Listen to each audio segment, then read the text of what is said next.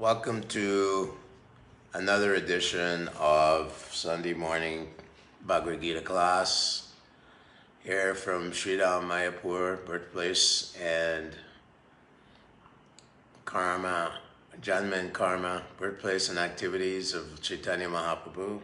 Reading from Srimad Bhagavad Gita, text chapter 2, text number 9, 10, and 11.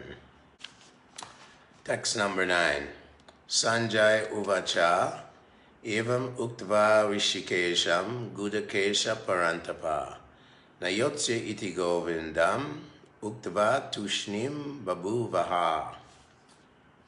Sanjaya said, having spoken thus, Arjuna, chastiser of enemies, told Krishna, Govinda, I shall not fight, and fell silent. Purport. Dhritarashtra must have been very glad to understand that Arjuna was not going to fight on the battlefield and was instead leaving the battlefield for begging profession. But Sanjay disappointed him again in relating that Arjuna was competent to kill his enemies, parantapa. Although Arjuna was for the time being overwhelmed with false grief due to family affection, he surrendered unto Krishna, the Supreme Spiritual Master, as a disciple. This indicated that he would soon be free from the false lamentation resulting from family affection and would be enlightened with perfect knowledge of self-realization or Krishna consciousness and would then surely fight. Thus, Dhritarashtra's joy would be frustrated, since Arjuna would be enlightened by Krishna and would fight to the end. Text number 10. Tamuvacha Rishikesha Prahasan Iva Bharata Sanayor Ubayor Maladye Vishidantam Idam Vachaha. O descendant of Bharat, at that time Krishna, smiling in the midst of both the armies, spoke the following words to the grief-stricken Arjuna. The talk was going on between intimate friends, namely the Rishikesh and the Gudakesh. As friends, both of them were on the same level, but one of them voluntarily became a student of the other. Krishna was smiling because a friend had chosen to become a disciple. As Lord of all, he is always in the superior position as the master of everyone, and yet the Lord agrees to be a friend, a son, or lover for a devotee who wants him in such a role. But when he was accepted as master, he at once assumed the role and talked with the disciple like master, with gravity. As it is required, it appears that the talk between master and disciple was openly exchanged in the presence of both armies, so that all were benefited. So the talks of Bhagavad Gita are not for any particular person, society, or community, but they are for all, and friends or enemies are equally entitled to hear them. So in this verse, we see that Krishna transforms from being Arjuna's friend, where they would sit on the bed together and be quite familiar with each other, Krishna being the cousin of Arjuna, Queen Kunti being the sister of Vasudeva, Krishna's father. So, Krishna is actually the supreme original guru, the Adi Guru. So of course he wants to have relationships. God also has emotions, as we do, because we're spiritual beings. Mamaivam so jivaloke bijiva bhuta sanatana manasastan indriyani prakriti-stani karshati. Krishna says that all beings are my eternal parts and parcels, and due to the influence of his inferior energy, Prakriti, they're struggling with the mind and senses. So here Arjuna, of course, he's still under the upadi, the conception that these are my relatives, these are my friends, these are my gurus, this is my grandfather, like that. These are all upadi or misconceptions of life. Actually, the soul proper, karanam guna sangosya sadasat joni janmushu, it takes birth after birth through many species, yonis, through many wombs. It goes, and every time it comes out of a womb, it's another set, a group of relatives, a whole new group of relatives are given. So Krishna is now about to pull Arjuna out of this illusion and help him to understand abhideya, to know one's relationship with the Supreme Personality of Godhead, sambandha, to have a relationship with the Lord, and prayojana, to experience the ultimate goal of that relationship, which is how to love God.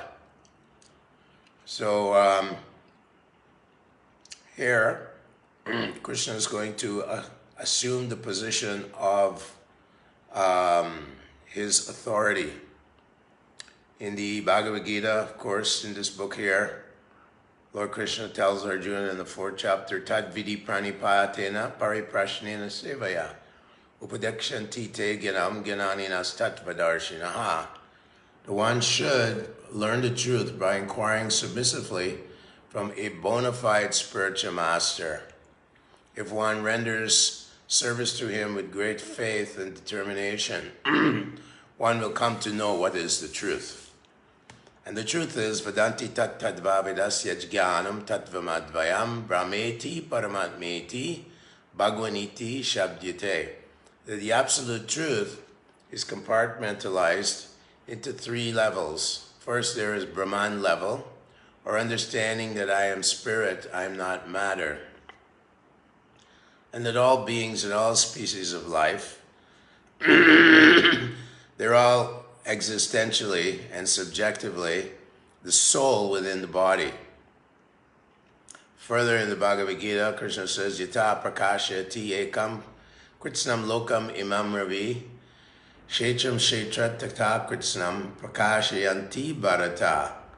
He says, just as the sun illuminates the entire universe with light and heat, so similarly, and energy, so similarly, the body, the kshetra, the field of one's activities, this material biological machine called the body, is imbued with consciousness, and consciousness is pervading all the senses in the body, just as the sun's energies and rays are spread throughout the universe, so the soul's energy, consciousness is spread throughout this body.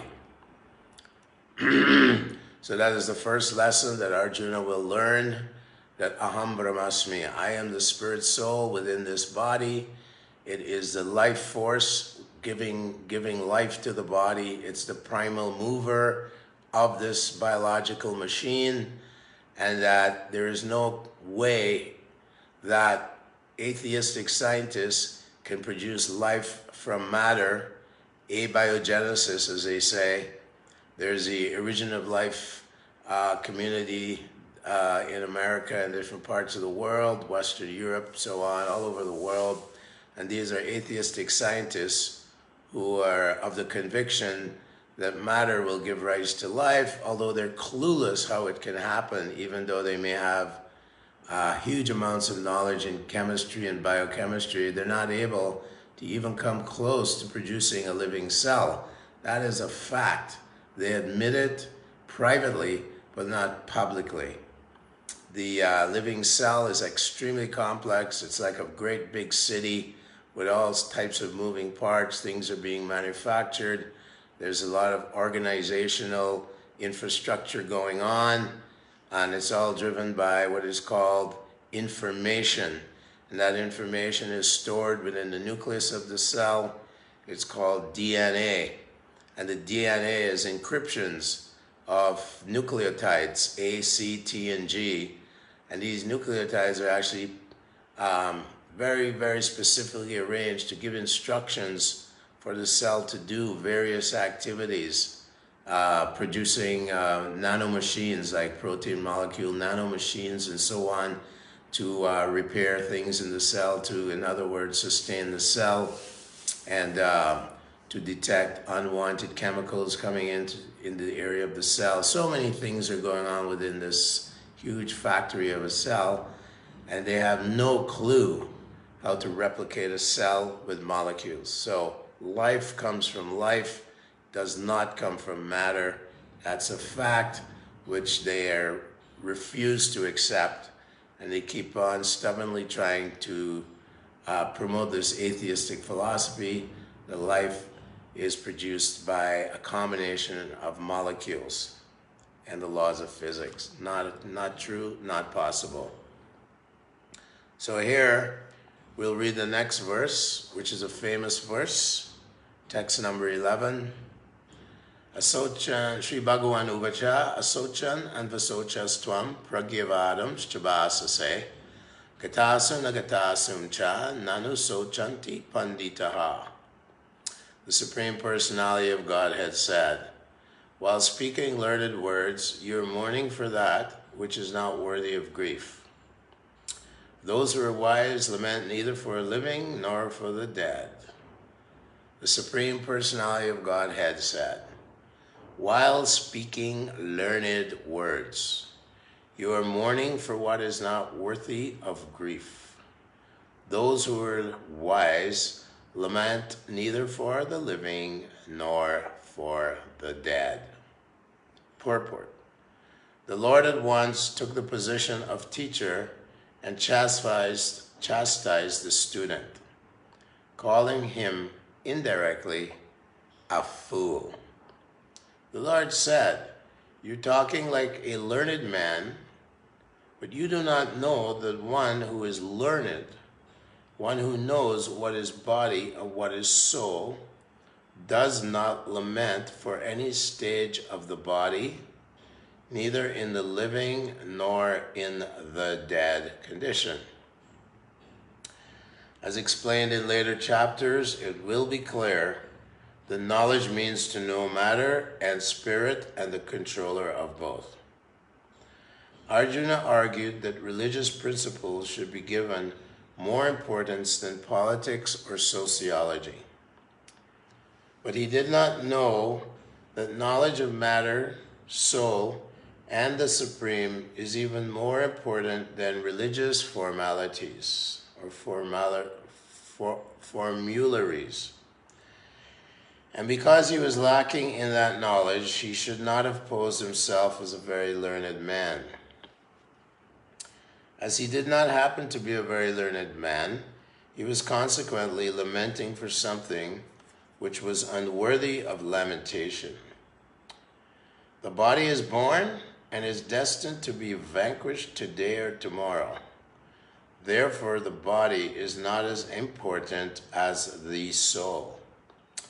One who knows this is actually learned, and for him there is no cause for lamentation, regardless of the condition of the material body. So the problem is that icha dvesha samutena dvandva mohena bharata sarvabhuteshu samoham sargayanti parantapa. Krishna tells Arjuna that the living entity is born into illusion, overwhelmed by the dualities of desire and hate. So as soon as the living entity touches this material energy called Maya, or as Krishna says, Mama Maya, his Maya energy, his illusory energy, one starts to identify with the material body, the mind, the body, their subtle body, the mind, intelligence, and the gross body made of Bhumi, Apo, Analo, Vayu, earth, air, fire, water, gross body, and ether. And it's a very complicated biological machine, as I mentioned, who produced it? Where's the brain that produced it? If you see a machine, you ask who made it. You don't say, oh, it happened by some random arrangement of molecules, natural selection on some molecules, something like this. Show me how you can do that. So here Arjuna is identifying with the body. This has been arranged by Krishna so that the Bhagavad Gita can be spoken for the benefit of the entire human society for generations and millennia to come. This is the greatest and the king of all knowledge. Raja Vijay Rajagoyam Prapikam Idam Uttamam Prakshaksha Vagamam Dharmyam Shushukam Kartum Avyayam. This is the king of knowledge, the greatest secret of life, and it can be experienced by prakshaksha, which means existential experience, subjective experience. Just like if someone says, I love my mom. It's a very subjective experience. You can't empirically demonstrate it. You can't put it under a microscope and say, oh, there it is. No, it's an experience that's real, but it's subjective, existential, and it's a part of the consciousness. So where does it come from? It comes from the soul. But the soul, falling into illusion, identifies with this material body. I am now a human being. I am born in Africa, therefore I'm African. I have a male body, gender-wise, so I'm male.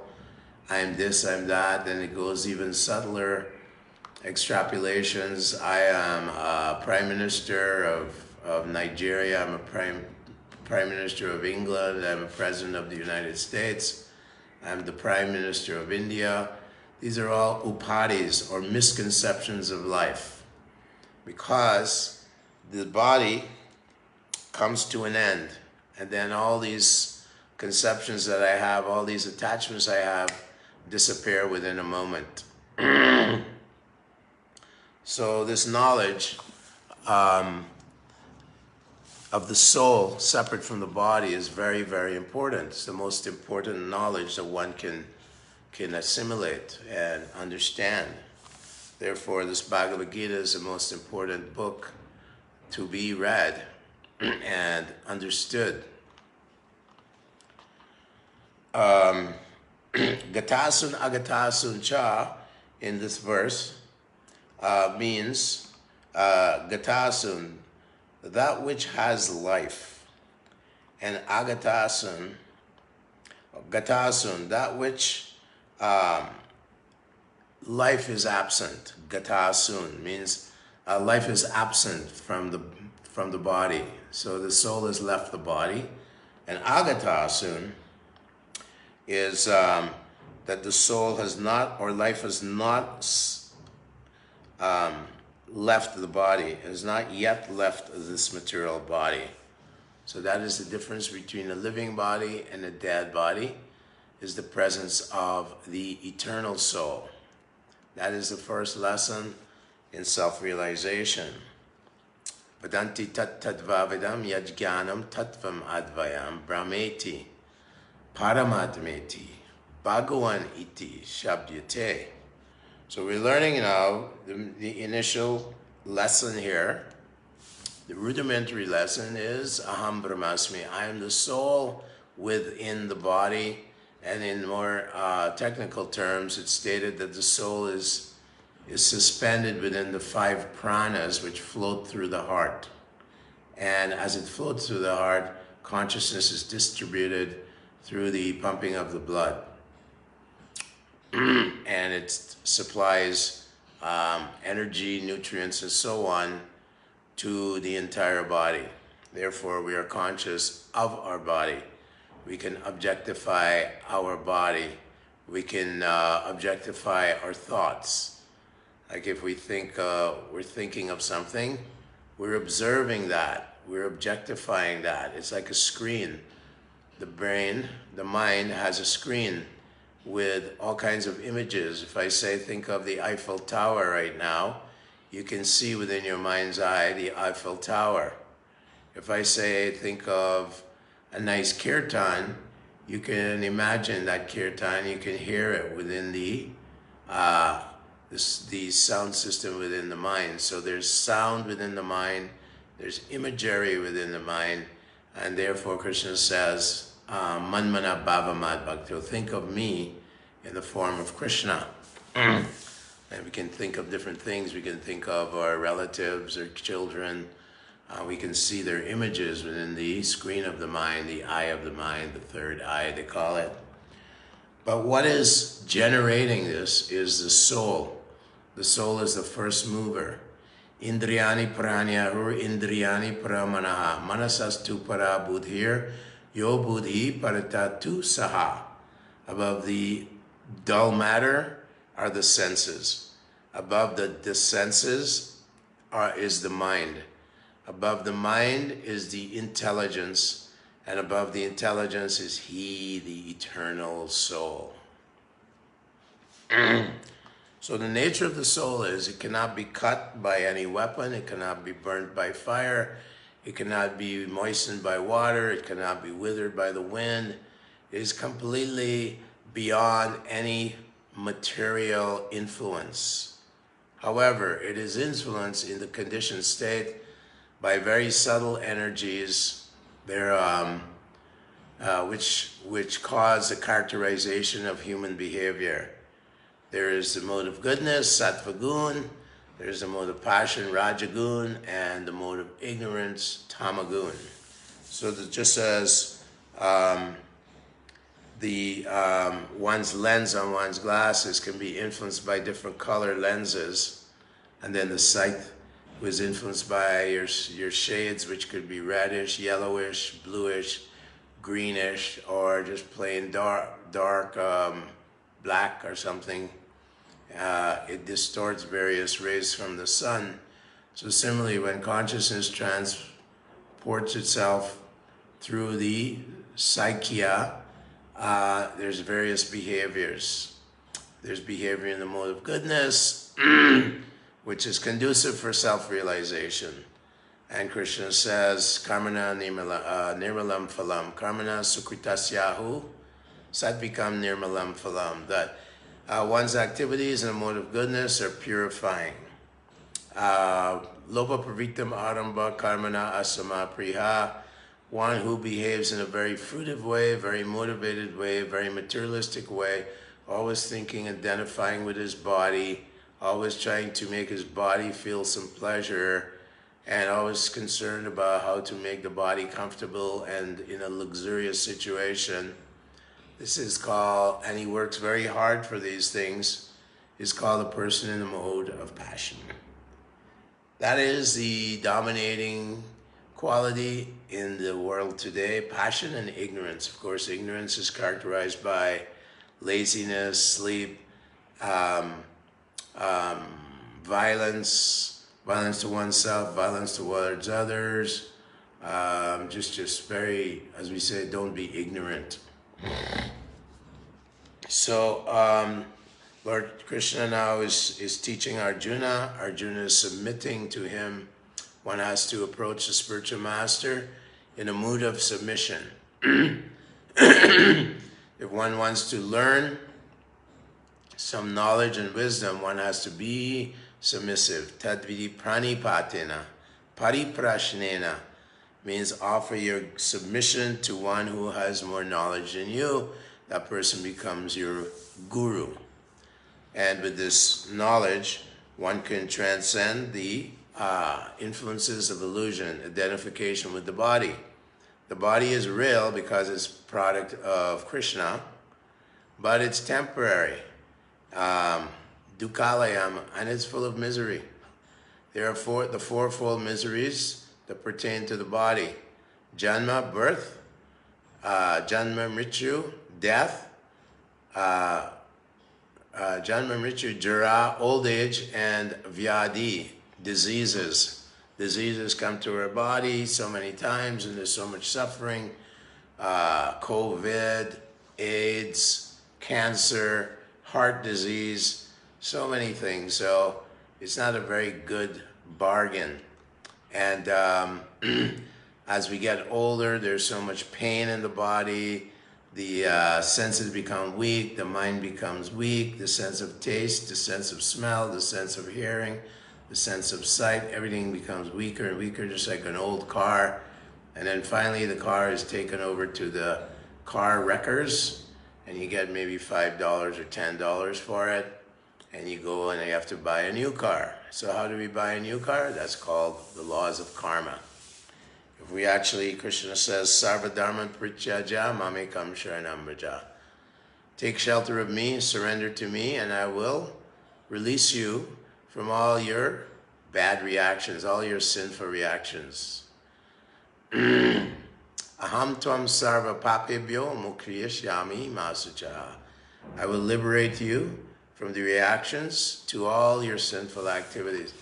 What are sinful activities? Any act which is outside the realm of devotion to Krishna, there's going to be a reaction to it. Even if I say, oh, I'm a vegetarian. Yeah, but if you're not offering your vegetables, your preparations to Krishna, then you're simply eating sin. Krishna says in the Bhagavad Gita, Istan bogani vo deva tardatana pradoyebhyo yobunktastena eva saha. It means that one who enjoys without offering first to the gods or demigods is a thief. Yagyashishta shino shanto muchante sarvakil vishai bhunkte bunjayate chaiva. The one who doesn't offer and sacrifice things that he uses, things that he eats, food that he eats, then he's simply eating sin. He's simply consuming sin. So Krishna says, Yat karoshi yadarshanaisi, yat juhosi dadasiyat, yat tapaspasi kuntaya, tat kurushva madarpanam. Whatever you do, whatever you eat, whatever you offer and give away, as well as what austerities you perform, whatever sacrifices you perform, whatever charity you give, should be done as an offering to the Supreme Lord. So we're learning today about the Atma, but there's also the Paramatma. That's described in the 15th chapter of Bhagavad Gita, Sarvasichaham Ridishani Vishto. The God is in the heart of all living beings. Not only that, but Lord Brahma, the authority, the first living being in this universe, Lord Brahma, first created being, says, Adantaracha Paramano Chantarastam. That the Lord is not only between the atom, he's also inside of each atom. And then he says also, Krishna says to Arjuna that he's in everyone's heart. Sarvasichaham Ridisani Vishto. Ishvara Sarvabhutanam Rideshi Arjuna Tishtati. Brahmayan Sarvabhutani Yantra Rudani. My Krishna is sitting on in this body, just as someone sitting on a machine made of the material elements. And in the 15th chapter, Krishna says, Uttama Purushatvanya Paramatmeti Udaritaha Yoloko Param Avyavyam. He says that above the soul, the fallible and infallible souls, is the Supreme Lord himself, who is maintaining all these universes and who is known as the Param Atma, the Supreme Atma, the original Supreme Personality of Godhead. He is running the entire universe. Maya Dyakshena Prakriti Suite Sacharacharam. Hetunana Inakuntaya means that I am the superintendent of this Prakriti, this inferior material energy. He says, Boomer apo nalo vayu kamano buddhi evacha ahankara itiyame bina prakritim astadam. He says these material elements, earth, air, fire, water, mind, intelligence, false ego, these are subtle and gross elements. They're all my separated material elements. That is the Lord speaking. So he is situated in the atom, between the atom, and he is making sure that the universe is working in perfect order. In Isaac Newton's Principia, He explains and sees by studying the cosmos, he sees that the planets are being controlled in a very, very explicit and very, very fine-tuned way. There's the fine-tuning of this universe, where the planets are being controlled by various forces, 4 forces: gravitational force, strong force, weak force, forces of attraction and repulsion. So these forces are keeping the planets in their orbits in a very, very, very fine-tuned way, so they don't collide with each other and so on. So Newton says, this simply expresses and illustrates the great potency and power of the Supreme Creator. So that was hundreds of years ago. Nowadays, the cosmologists are saying, oh no, there was a big explosion, and then the universe cooled down, and somehow these planets were formed with so much, so much technological arrangement that we have oceans, and there are teleological arrangements in our universe so that we can get rain, so that crops can grow, so that the crops are consumed by all beings, and they supply all the requirements needed to sustain the living bodies. This has all happened by chance, they say, all by some freak accident. The anthropic principle, they call it. So this is complete nonsense speculation because there's so much order, so much harmony and organization, not only in our macro universe, but also in our micro universe. So Krishna is saying, Aham sarvasya prabhavo matas sarvam prapartate. Iti matva bhajante mam buddha bhava samanvita. I'm the source of both the spiritual and material worlds. Everything emanates from me. The wise who know this engage in my loving devotional service and worship me with all their hearts. So the conclusion is, as Arjuna will see,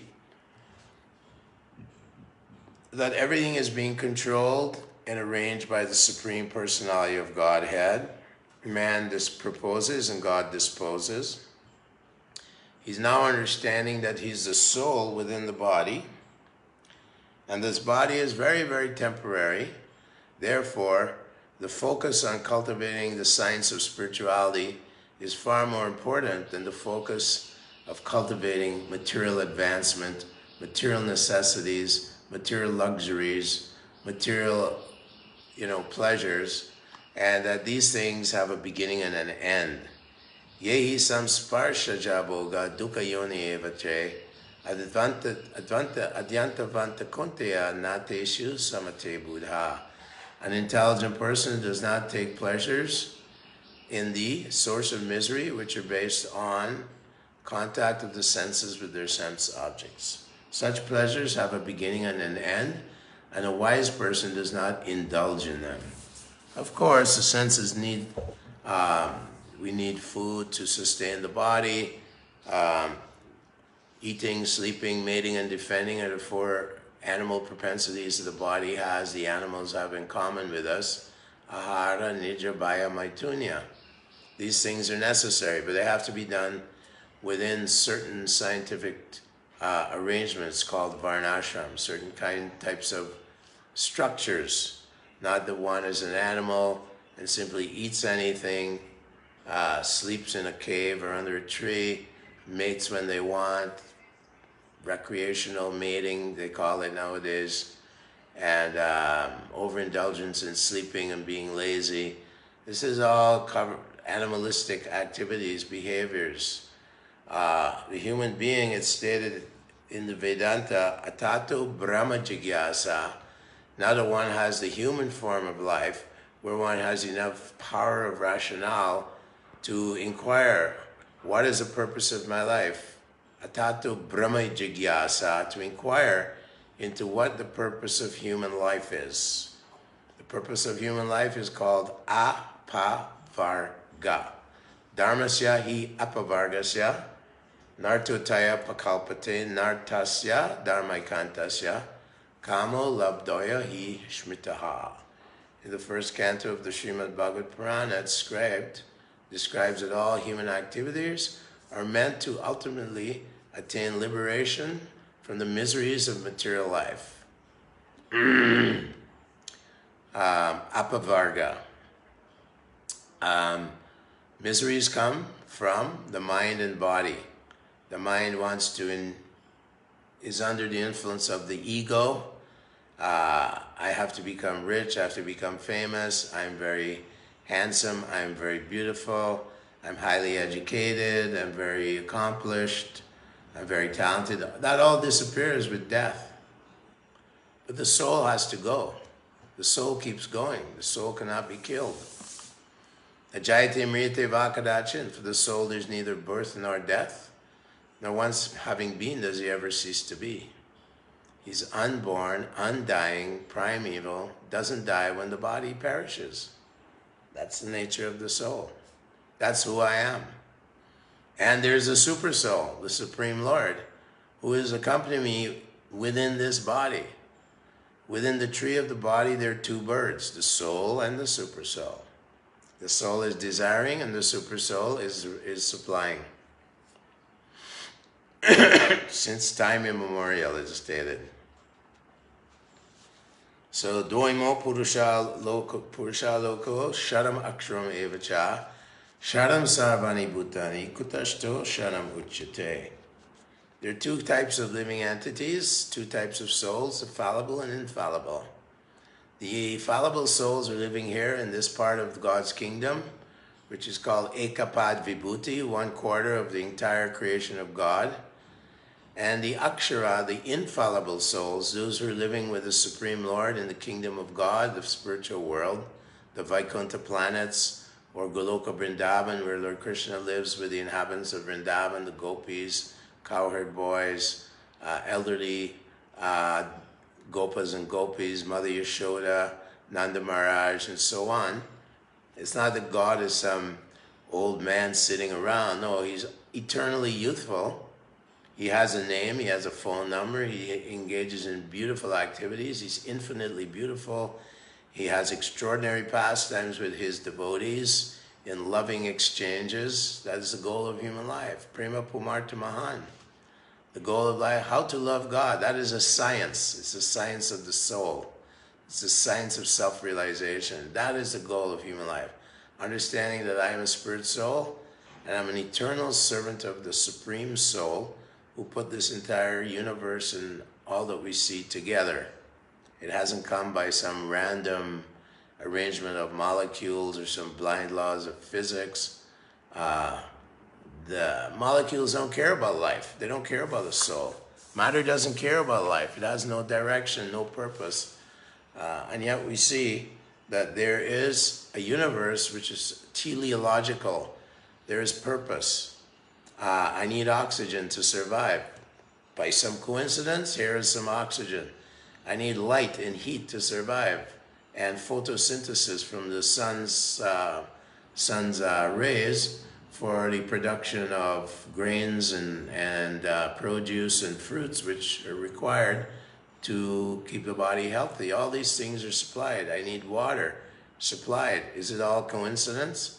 It just happened to all come together in a very highly organized biotechnological way?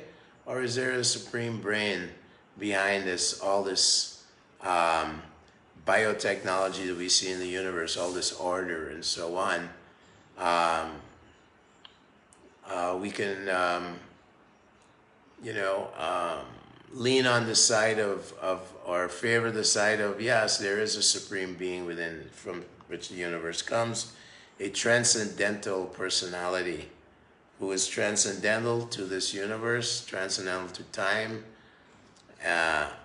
but who has generated it all by his infinite intelligence and his infinite powers.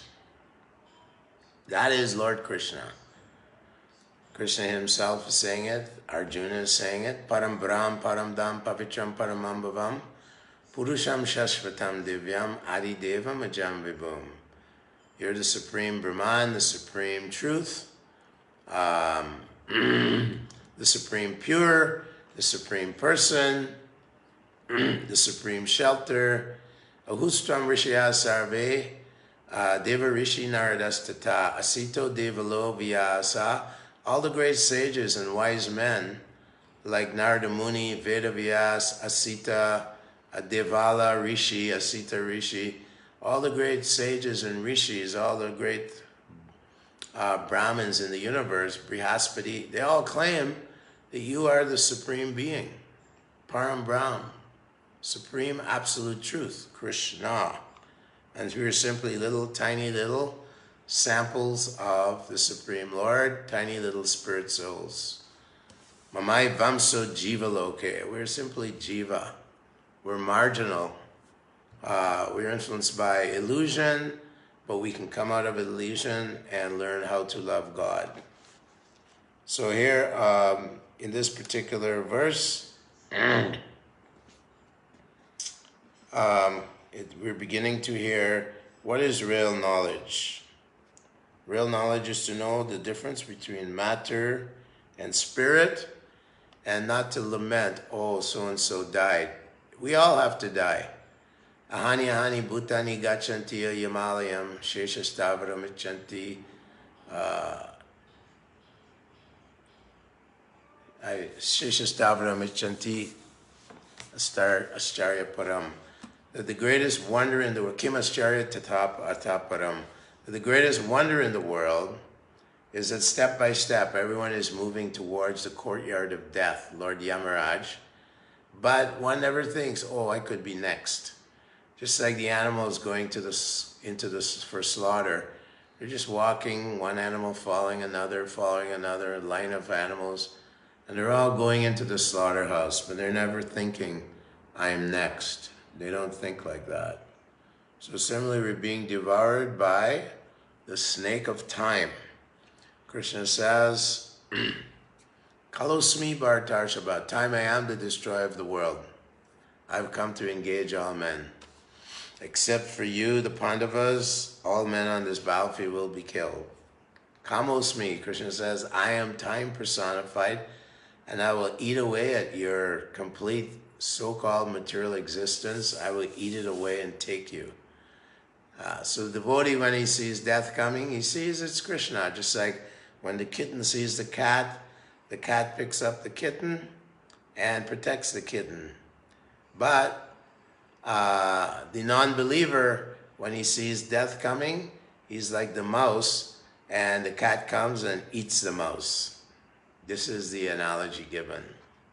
So we want to understand that the non-believer, the atheistic, demoniac class of man, for him, God is death. Death is God. Oh, it takes everything away. Oh, I don't want to die. Fear. There's fear because of fear of the unknown. He doesn't know what he is and where he's going. So if we want to know what we are and where we're going, we must accept these teachings given in the line of great acharyas.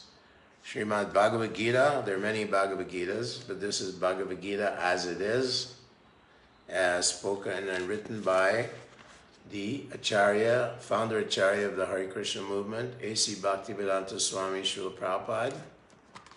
And his Bhagavad Gita is authentic, bona fide, and authorized. Otherwise, people speculate about what is Bhagavad Gita, what the purpose of Bhagavad Gita is. They make their own ideas. This is called Chala Dharma. Upadharma Tupakando Dambo Bich Shabdabe Chala. This is described in the Bhagavad Purana that there's types of religion which are actually irreligious. And one of them is that religion where people, Shabda Bich, they juggle words around and create and concoct their own ideas and interpret the pure, essential teachings and transparent teachings of Lord Krishna and his representatives. So this is Bhagavad Gita untarnished by any kind of material speculation or imperfect ideas. It is purely transcendental. It's the spiritual master, the bona fide teacher. The Acharya is a transcendental via media to understanding Lord Krishna and how to love him. So at this point, we can hopefully see if anyone wants to ask questions. It doesn't seem that anyone is here watching right now. So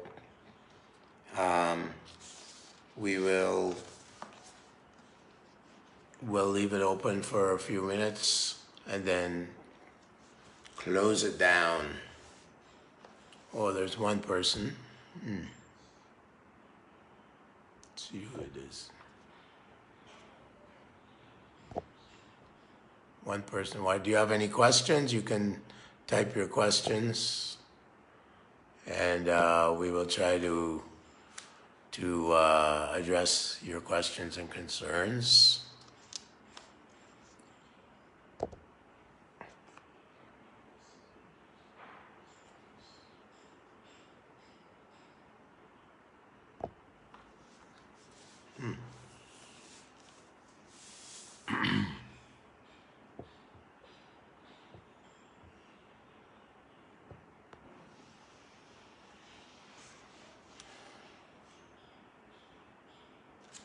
Hare Krishna. All glories to Srila Prabhupada.